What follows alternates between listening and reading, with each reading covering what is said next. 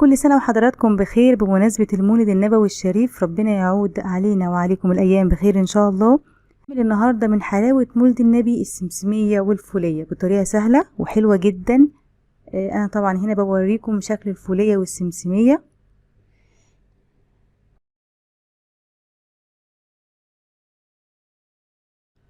أول حاجة بجيب صينية أحط عليها شوية مية وأحط عليها أي كيس عندي، والمية هنا عشان الكيس بس يلزق على الصينية، وبعد كده ادهنها كويس جدا جدا بالزيت.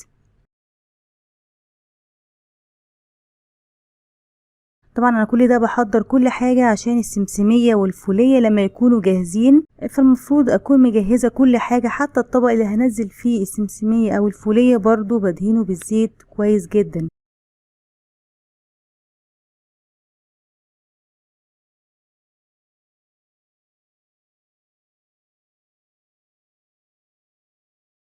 هنا عندي السمسم نص كيلو، انا هستخدم النهاردة سمسم نص كيلو سمسم.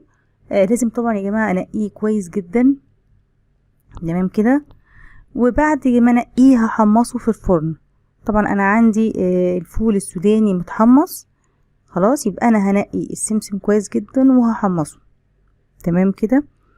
النص كيلو سمسم بياخد كوباية سكر، وكمان بعد ما بنزل بكوباية السكر كمان عندي نص كوباية مية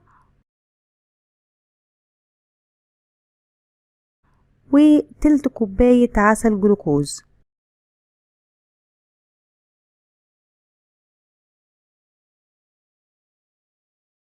انا كنت بحاول انزل كل عسل الجلوكوز.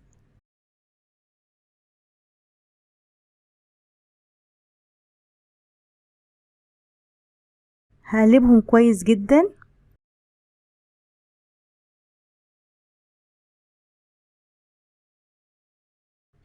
وبعد كده هحطهم على النار.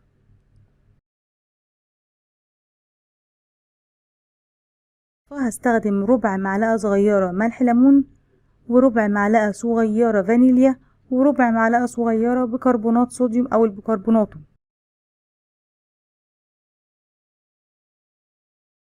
طبعا انا كده السمسم في الفرن، وكل شوية كل 5 دقايق كده بقلبه لحد ما اتأكد ان هو اتحمص. انا كده حطاه على النار. اول ما بحطه على النار بلاقيه بيدوب كويس جدا، واول ما الاقيه بيغلي انزل بملح الليمون واقلب كويس جدا.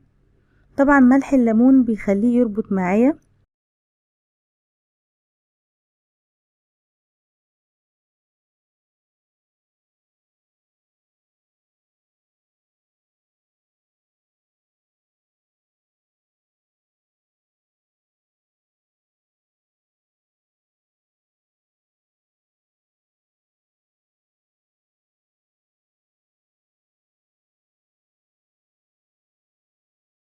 انزل بعد كده بالفانيليا واكمل تقليب فيه. لحد دلوقتي انا ببص عليه لقيته لونه فاتح تمام كده، لونه فاتح جدا زي ما هو، ما اتغيرش لونه خالص، ويبقى انا كده لسه مكمله. يبقى انا لسه كده هكمل تقليب وهو على النار. واول ما الاقيه بدا يغمق زي ما انتم شايفين شويه، يعني يغمق شويه صغيره، اول ما الاقيه يغمق شويه صغيره على طول هبدا انزل بالبيكربونات. آه بصوا يا جماعة، مجرد ما نزلت بالبيكربونات ولقيت الخليط بيفور ازاي، هقلب كويس جدا البيكربوناتو، هقلبه كويس جدا جدا جدا، وبعد كده هطفي تمام. مش هقعده كتير، هو مجرد بس بقلبه كويس جدا واروح طفي على طول. انا هنا بقى نزلت السمسم مع الخليط في الطبق المدهون زيت وبقلب كويس جدا. طبعا يا جماعة لازم السمسم يكون سخن جدا جدا وانا بنزله على الخليط اللي انا عاملاه. انزله كمان في الصينية وبحاول بقى اسويه،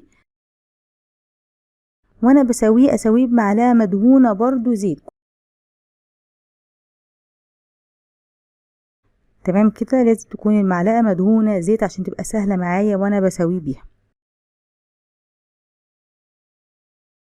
طبعا انا بسويه كويس جدا، وبعد كده بحط عليه كيس، ده كيس بقى مدهون بالزيت، يعني انا حاطه من تحت كيس مدهون بالزيت ومن فوقيه كيس مدهون بالزيت عشان اتحكم بقى بايدي وابدا اسويه كويس جدا بايدي. تمام. على فكره هو سخن جدا، انا لازم اشتغل وهو سخن، كل حاجه وهي سخنه لازم اكون سريعه جدا وانا بشتغل فيه.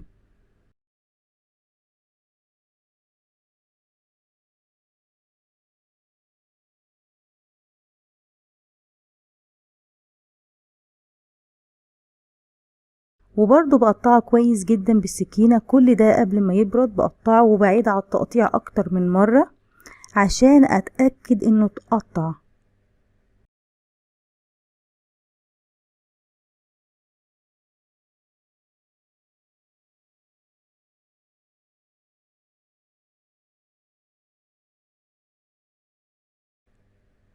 تمام كده، اول ما الاقيه اتقطع كويس جدا اعيد عليه كذا مره كده. بصوا بقى يا جماعه، السمسميه هنا خلصت وسبتها لحد ما بردت خالص. دلوقتي بقى نعمل الفوليه. انا عندي الفول متحمص جاهز، جايبه برضو نص كيلو، بس لازم لما احطه على الخليط اللي انا عاملاه بالظبط نفس خليط السمسميه هو نفس خليط الفوليه بالظبط. تمام كده.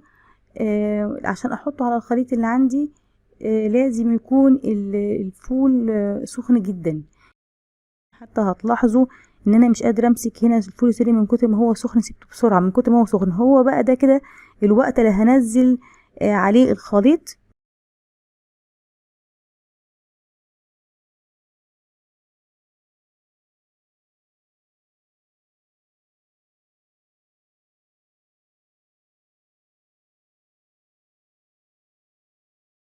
برضو هنزله في الصينيه واسويه برضو بنفس التكنيك بتاع السمسميه. انا كل ده بسويه، وبرضو في كيس تحتيه مدهون بالزيت وكيس فوقيه مدهون بالزيت، وانا بقعد اسويه كل شويه وسخن جدا، كل ده بعمله هو سخن.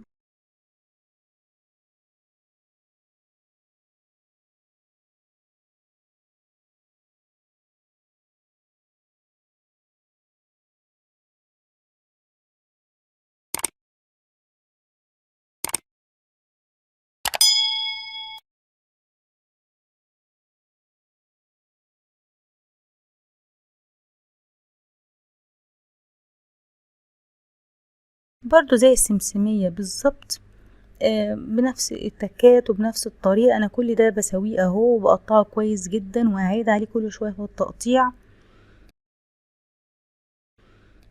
بصوا انا هنا بعيد على التقطيع كل شوية.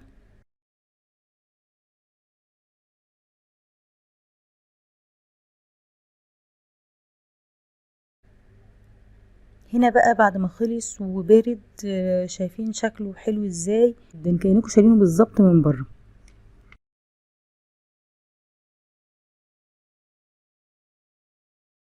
طبعا يا جماعة حلاوة المولد غالية جدا دلوقتي. الفولية والسمسمية هتلاقيهم غاليين جدا، اضعاف اضعاف ما احنا بنعملهم في البيت. اعملوا حلاوة المولد في البيت، اكتبوا لي رأيكم في الكومنتات، انا متأكدة ان شاء الله الوصفة هتعجبكم. لو عجبتكم اعملوا لايك للفيديو واشتراك في القناة لو اول مرة تشوفوا قناتي. اشوفكم على خير بإذن الله، مع السلامة.